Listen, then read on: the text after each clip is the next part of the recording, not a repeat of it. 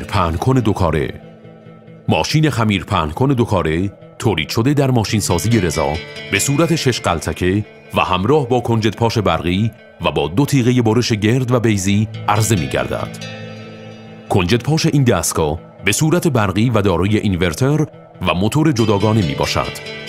مقدار کنجد پاشیده شده با استفاده از اینورتر قابل تغییر بوده و قلتک تعبیه شده پس از کنجد پاش کنجد را روی خمیر پهن شده فشار می دهد تا از ریختن آن جلوگیری کند. این دستگاه با 2 تیغه برش عرضه می گردد که برای برش نان گرد، طرح اسکو و نان بیضی لواش سنتی به کار می رود.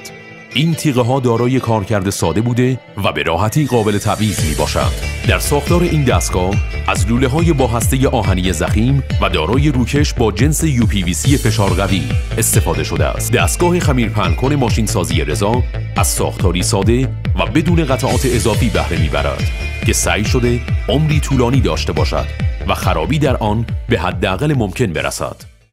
لازم به ذکر است این دستگاه دارای علامت استاندارد ملی ایران به شماره 5650 می باشد. دستگاه فرد